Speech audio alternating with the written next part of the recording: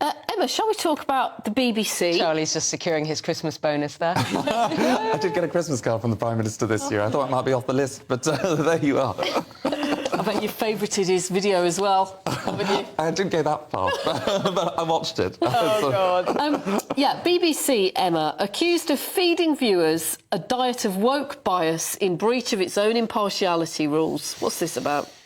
This is about the BBC's obsession with gender issues, about being, woke, about migration, about all these issues. This isn't what viewers want, and yet it's what the BBC... The idea that the BBC are holding their standards of impartiality, I think, for many people, it's an absolute joke. It's not impartial in the slightest. It's deeply, deeply woke, and they're losing viewers with this agenda.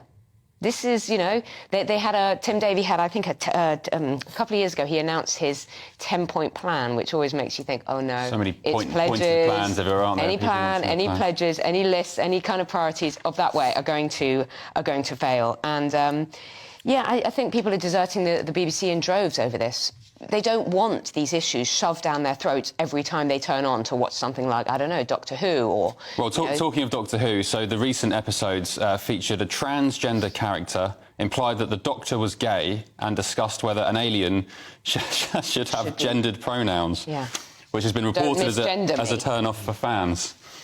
Yeah, I think it's an interesting one. Look, I am a supporter of the BBC. I think there is a role for the BBC because it goes back to its fundamental principles. Well, it should go back to its fundamental principles of just being able to inform, educate and entertain. And I think the problem that we have with the BBC is when they have sort of outside organisations that make the production, so make things like Doctor Who and Strictly Come Dancing, and there's going to have a whole debate about that.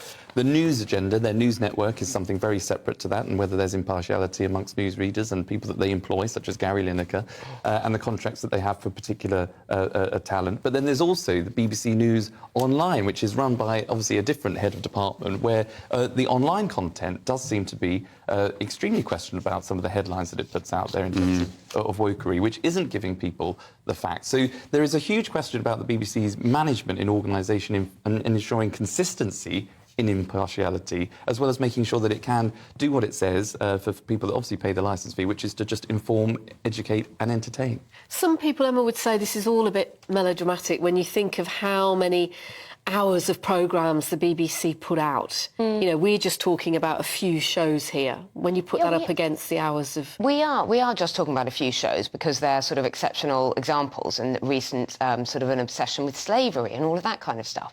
But I think that people, lots of people are saying, I don't pay the licence fee anymore, I don't want to watch the BBC. I think that's a concern for the BBC.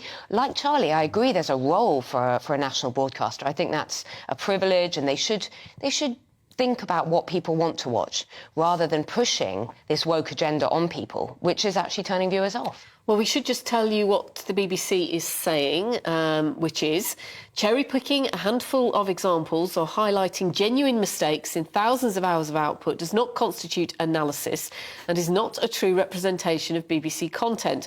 We are proud that our output seeks to represent all audiences and a range of stories and perspectives. Across the entirety of our services, there will, of course, be occasions when people disagree with or want to challenge what they have watched or heard. You're still with me? And we have well-publicised routes for them to do that.